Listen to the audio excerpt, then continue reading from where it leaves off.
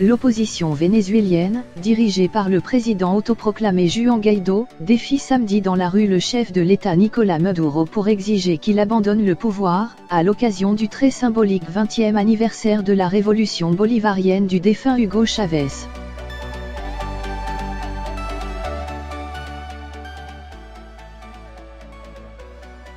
C'est dans un contexte particulièrement tendu que les deux camps doivent défiler à partir de 10h locales, 14h GMT, en deux lieux distincts de Caracas.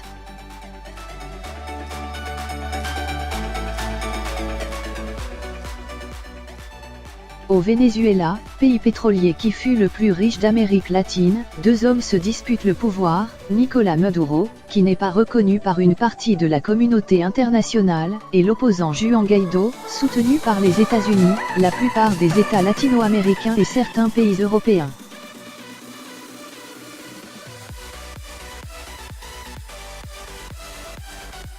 La manifestation de l'opposition devant la représentation de l'UE au Venezuela veut envoyer un message à l'Union européenne pour remercier tous ces pays qui, très bientôt, vont nous reconnaître, a déclaré Juan Guaidó, 35 ans, qui préside le Parlement, seule institution contrôlée par les adversaires de Nicolás Maduro.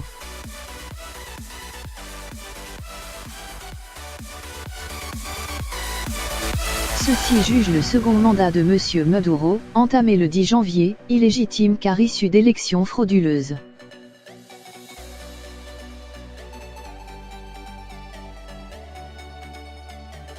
Le choix de défiler samedi n'est pas anodin, c'est le jour anniversaire des 20 ans de la révolution bolivarienne, du nom du héros de l'indépendance Simón Bolívar.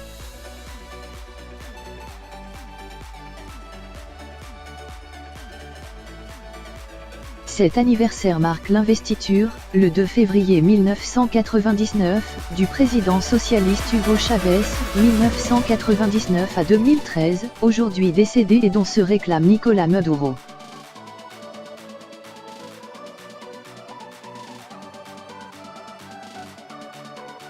Ultimatum, alors que le Parlement européen a appelé jeudi, en reconnaissant l'autorité de l'U.N.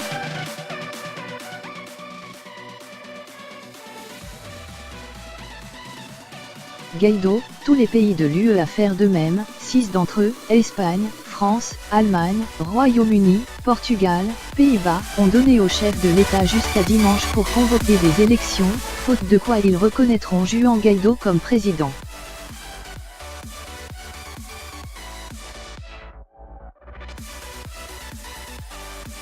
Soutenu par la Russie, la Chine, la Corée du Nord, la Turquie ou encore Cuba, M.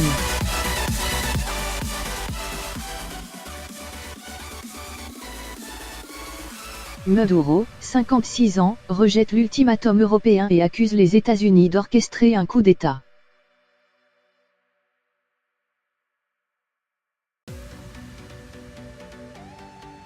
La rue et encore la rue pour défendre la patrie et la révolution, a lancé le dirigeant socialiste à ses partisans qui se réuniront sur la place Bolivar, au cœur de Caracas et à 10 km du rassemblement adverse.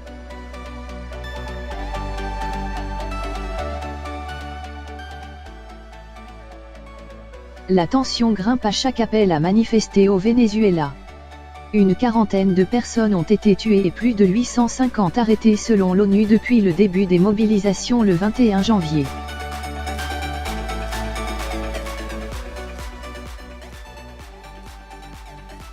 En 2014 et 2017, deux vagues de protestations avaient fait quelques 200 morts. Le Venezuela, pays aux énormes ressources pétrolières, a sombré économiquement et ses habitants souffrent de graves pénuries de nourriture et de médicaments, ainsi que d'une inflation galopante, 10.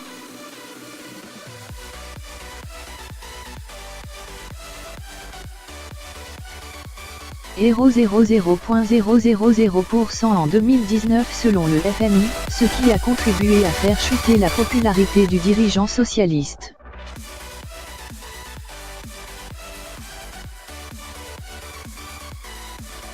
Depuis 2015, quelques 2,3 millions de Vénézuéliens ont quitté le pays.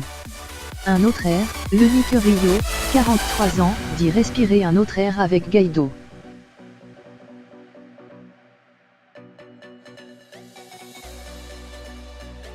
On On doit continuer jusqu'à ce que la dictature s'en aille car les gens sont en train de mourir de faim.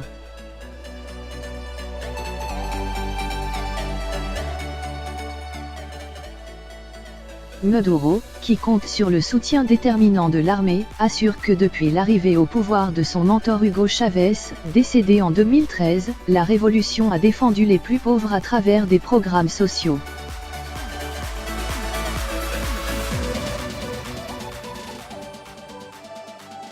Le gouvernement m'a donné l'opportunité d'avoir une maison.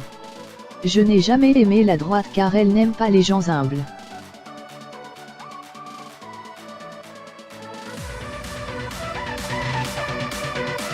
On croit encore à la révolution, déclare à l'AFP Rodolfo Parietta, 47 ans. En déplacement à Miami vendredi, le vice-président américain Mike Pence a maintenu la pression sur le gouvernement de Maduro. Il est temps de mettre fin à la dictature de Maduro une bonne fois pour toutes.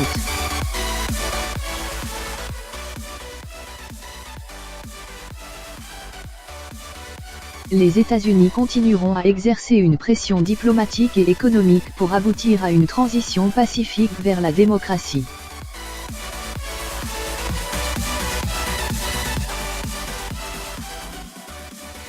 Toutes les options sont sur la table, point. La tyrannie de Maduro doit cesser et doit cesser maintenant, a-t-il averti, tout en dénonçant l'influence négative de Cuba dont il est temps de libérer le Venezuela.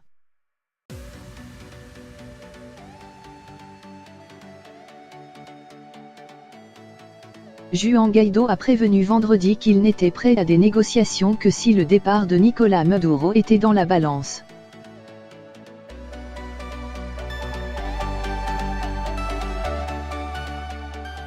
Nous serons intéressés par une négociation dans le seul but de définir les termes de la fin de l'usurpation, ce qui permettra de transférer le pouvoir.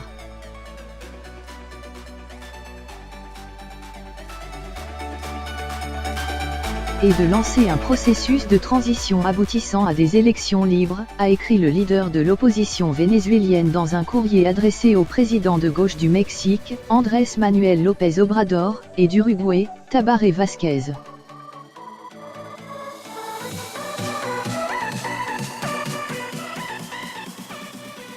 Ces deux pays ont annoncé mercredi la tenue d'une conférence des pays neutres vis-à-vis de la crise au Venezuela, le 7 février à Montevideo.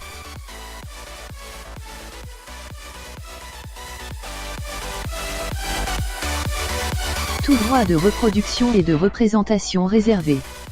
Symbole Copyright, 2019, Agence France Presse.